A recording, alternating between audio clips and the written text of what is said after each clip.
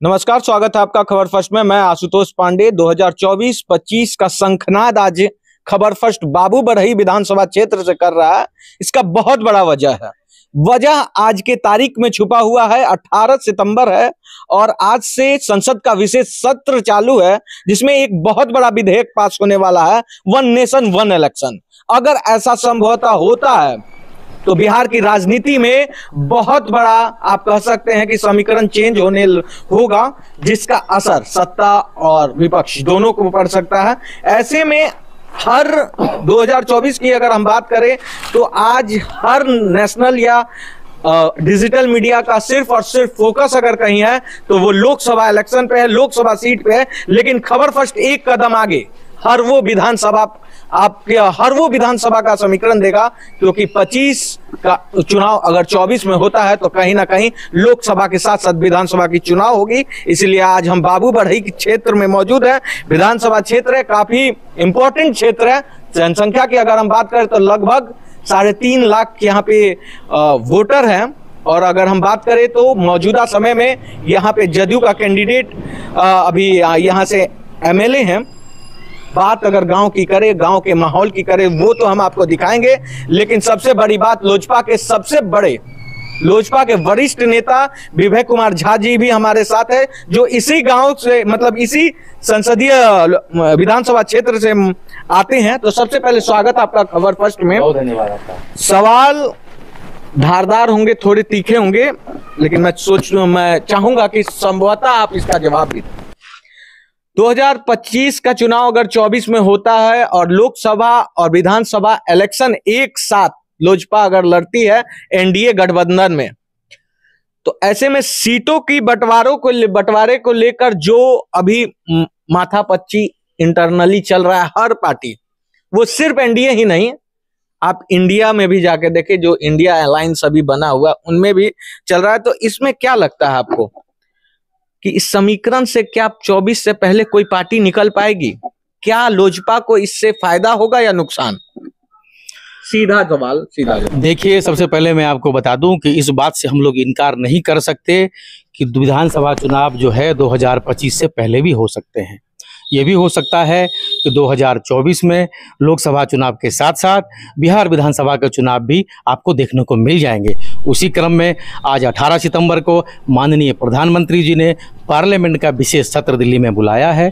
कई सारे bill pass करने हैं, जिसमें एक ये भी है वन नेशन वन इलेक्शन।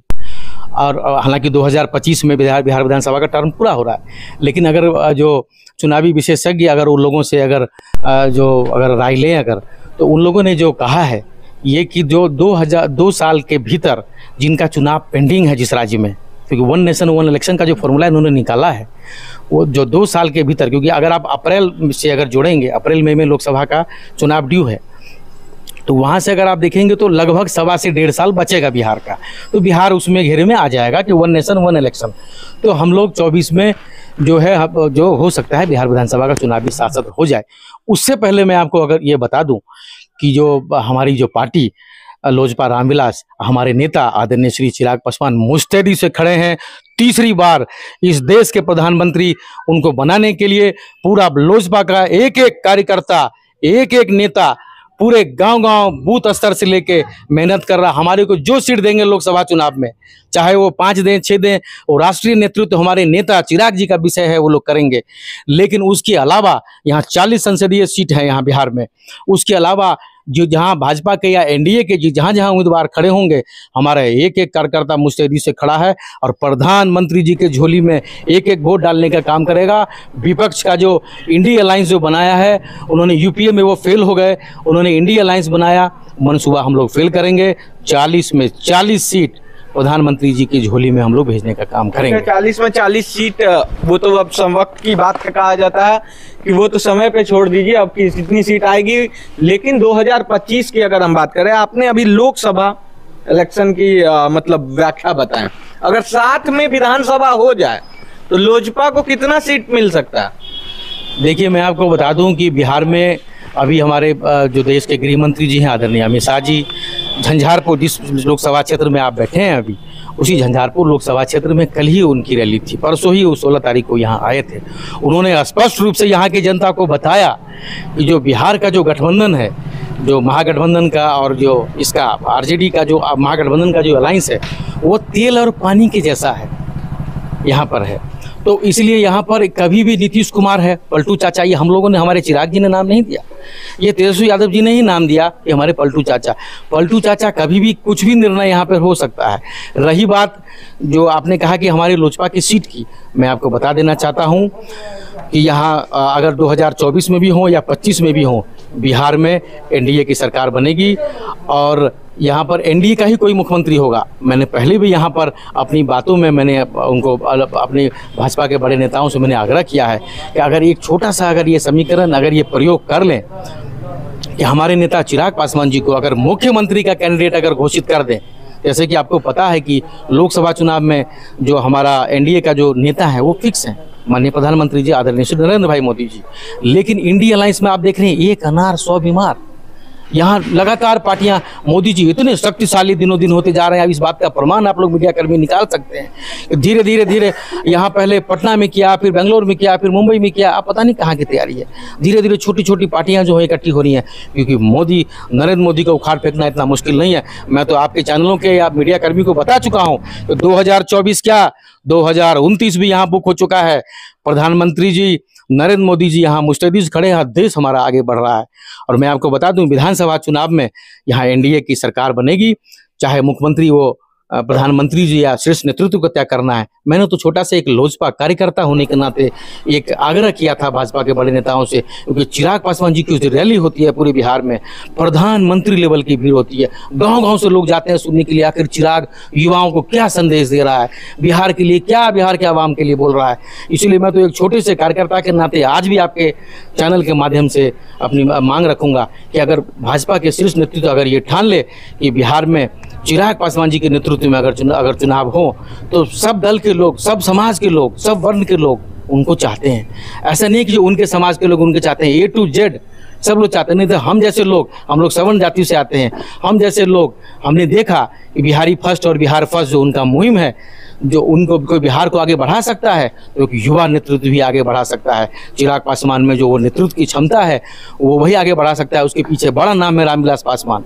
तो इसलिए एनडीए की सरकार बनेगी, बड़े शीर्ष नेतृत्व को तय करना है कि यहाँ मुख्यमंत्री कौन होगा, वो आपस में वो लोग तय कर लेंगे, लेकिन सरकार एनडीए की बनेगी। अभी आप पलटू चाचा का बात किए तो एक जिक्र उठता है कि कहीं ना कहीं तेजस्वी और अपने चाचा नीतीश जी से तो मिल लिए, लेकिन इधर अगर हम बात करें आपके पार्टी में तो चाचा भतीजे के बीच अभी भी अनबन ठनी हुई है। बात सीधे तौर पर चिराग पासवान और पशुपति पारस जी की हो रही है। और लेकिन अभी विगत 15 दिनों से जो माहौल ठंडा पड़ गया है, क्या लगता है जनता को बताएंगे अभी भी स्पष्ट होकर? अगर मैं चाहूंगा कि सीधे तौर पर बताएं, क्या मामले का सेटलमेंट हो चुका है क्या? देखिए, मैं आपको स्पष्ट रूप से बता देना चाहता हूं कि हाजीपुर जो सीट है वो हमारे श्रद्धेय रामविलास जी की सीट, रामविलास पासवान जी की सीट है। आज अगर चाचा जी, अगर श्रद्धेय चाचा जी पारस जी अगर नेता बने हैं, अगर उनको लोग जान रहे हैं, चाहे देश की मीडिया, चाहे देश की जनता, तो अपने बड़े भाई रामविलास पासवान जी के बदौलत ही बने। और आपको मैं बता देना चाहता हूँ, ये वही रामविलास पासवान का बेटा चिराग पासवान है। अगर क्या रामविलास पासवान जी अगर हम सबके बीच होते, क्या पारस ऐसी बात करते? वो लगातार टारगेट कर रहे हैं, कभी हमारे नेता को नाली का कीड़ा, कभी वो डीएनए में नहीं है, अभी वो मेढक तक उन्होंने बोला। आखिर वो क्या कहना चाह रहे हैं? अगर रामविलास पासवान जी का नाम हट जाए तो पारस जी की क्या अस्तित्व है?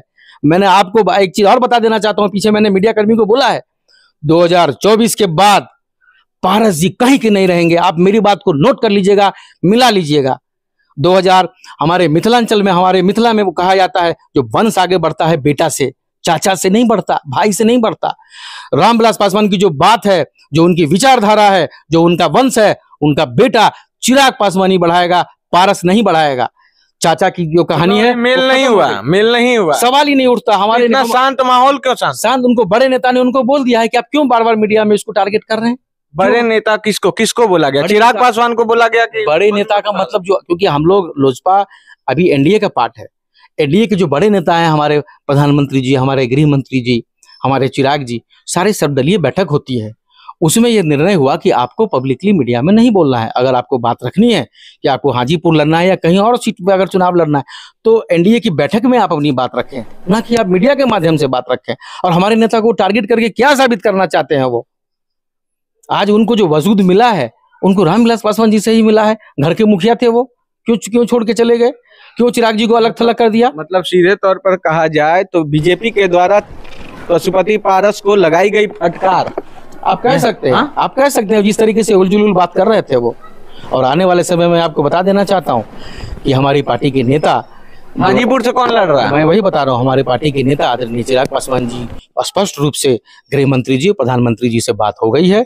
आने वाले समय में 2024 में रामविलास, जो अपना लोजपा रामविलास है, उसी का कोई ना कोई नेता वहाँ चुनाव लड़ेगा। हमारे पार्टी के नेता लड़ेंगे नहीं लड़ेंगे वो आगे वो निर्णय ले लेंगे, लेकिन हमारी पार्टी का ही नेता वहाँ चुनाव लड़ेगा। पारस जी का कोई मतलब नहीं है वहाँ लड़ने, क्योंकि हमारे नेता के पिताजी की कर्मभूमि रही है, उस काम को वो आगे बढ़ाएंगे। वो क्यों उसको पीछे पड़े हुए? और भी बहुत सारी सीटें हैं, उसको ले सकते थे।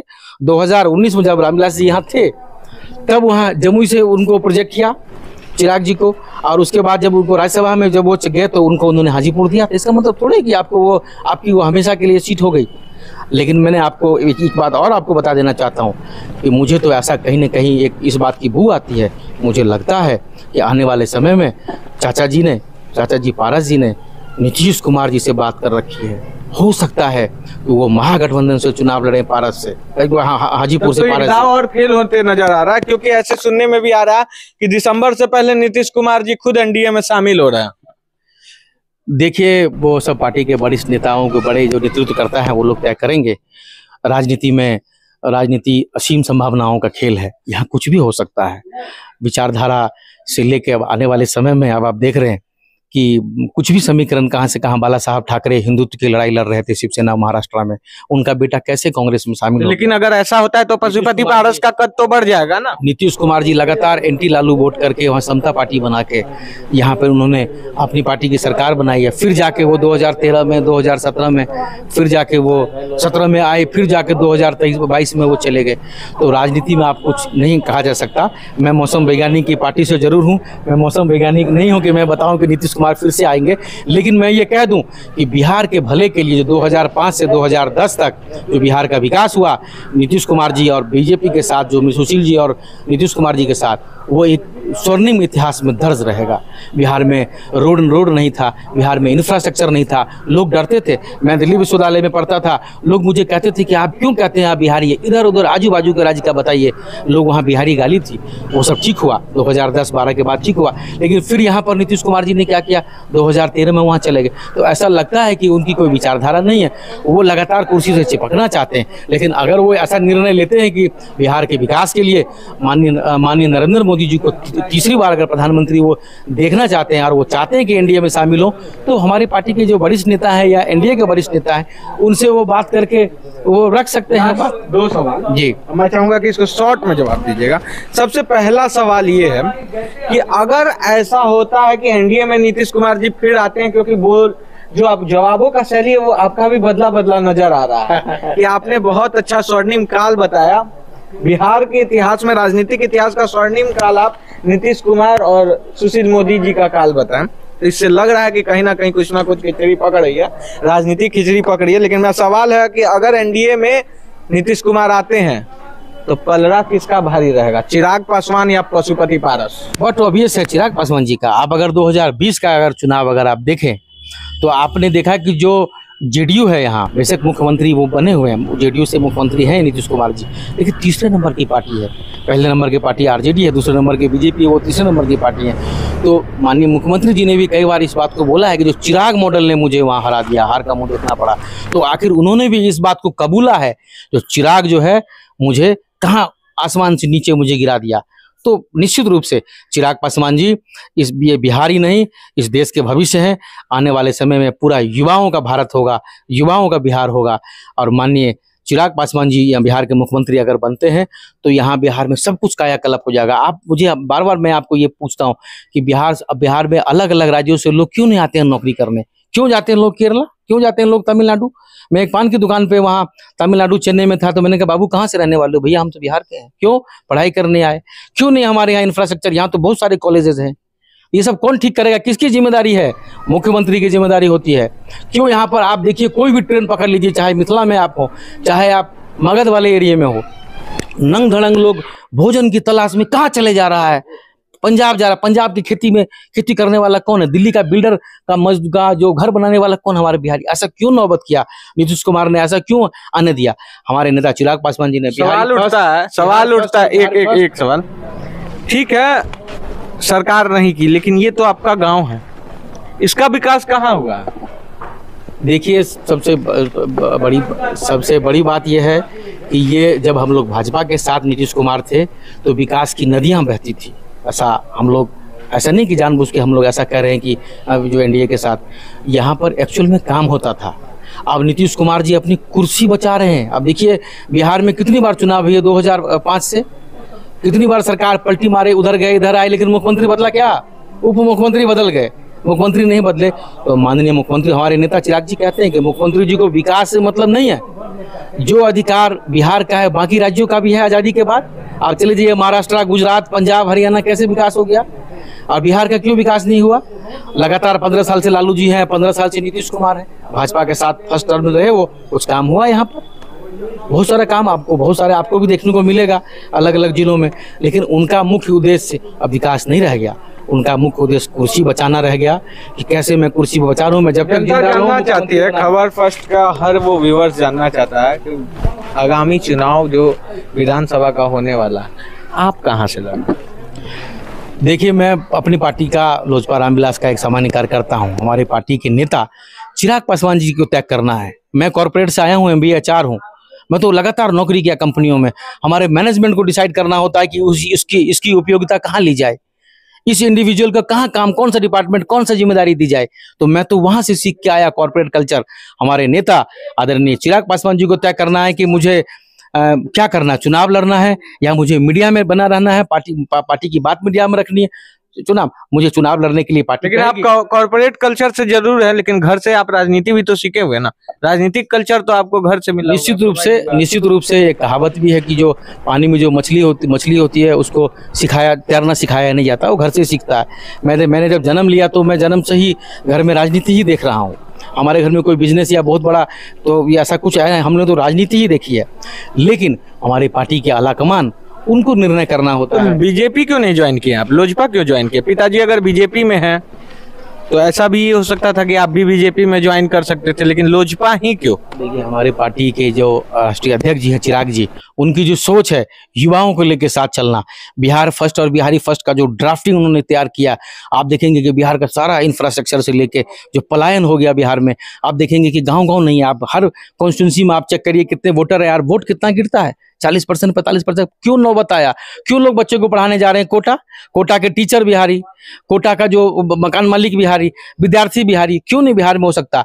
यही सब विजन अगर कोई ठीक कर सकता है बिहार में, तो वो एक नेता है यहाँ पर, चिराग पासवान जी अगर आ गए, बिहार में सब कुछ चेंज हो जाएगा। इसीलिए हम लोग इस पार्टी में हैं, इस जो लोजपा रामविलास में चिराग जी का हाथ मजबूत। हमने तो कई बार बिहार में नेताओं के पुत्रों से आह्वान किया है कि आप आइए, चिराग जी का हाथ मजबूत करिए। पिताजी गुस्सा नहीं करते हैं? देखिए, सवाल सीधा होता है, जवाब मैं चाहूंगा सीधा। जब पहली बार आप घर में डिस्कशन किए थे कि मैं बीजेपी में नहीं जाऊंगा, लोजपा में जाऊंगा, रिएक्शन क्या था? देखिए, क्या होता है कि जब सबसे बड़ी बात है कि जब बच्चा बड़ा हो जाता है, बड़ा बालिग हो जाता है, तो खुद अपने आप डिसीजन लेता है, पहली बात। दूसरी बात, अगर आप कहेंगे तो चिराग जी, अगर इस देश में मोदी जी का कोई अगर हनुमान है तो हमारे राष्ट्रीय अध्यक्ष चिराग जी ही हैं। तो चिराग पासवान भी एनडीए का पार्ट है।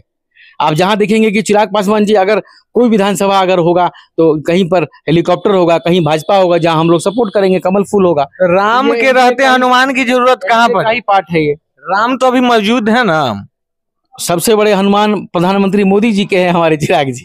अच्छा। राम तो है, अयोध्या में मंदिर का निर्माण हो रहा है, जनवरी से फरवरी तक भव्य रामलला वहां विस्थापित हो जाएंगे और हम सभी लोग वहां देखने के लिए चलेंगे। तो ये थे हमारे साथ वैभव कुमार झा जी, जिनसे हम खासकर इस विधानसभा क्षेत्र के बारे में जानने की कोशिश की। वो इसलिए सवाल बाबू बहरी से इसलिए था क्योंकि इनका पैतृक गांव, मतलब पैतृक, यहाँ पे उन्होंने पला बढ़ा, मतलब जन्म स्थान उनका यहाँ पे ही है, इसलिए इस विधानसभा की चर्चा इनके साथ की गई। साथ ही साथ बहुत जल्द अभी हम यहाँ के ग्रामीणों के साथ जुड़ेंगे, हर वो समस्या जो इस विधानसभा की है वो जानेंगे, यहाँ के लोगों का चुनावी समीकरण क्या है इस सीट का वो जानेंगे, लोग के मूड को पहचानेंगे और सारी बातें इस क्षेत्र से रिलेटेड, हर वो खबर जो कि यहाँ की जनता की तकलीफ हो या फिर यहाँ आपको जानने के लिए जरूरी हो, वो सारी बातें हम आपको जल्द से जल्द सिर्फ और सिर्फ खबर फर्स्ट पे दिखाएंगे। ऐसे ही तमाम बड़ी खबरों के लिए बने रहें खबर फर्स्ट के साथ।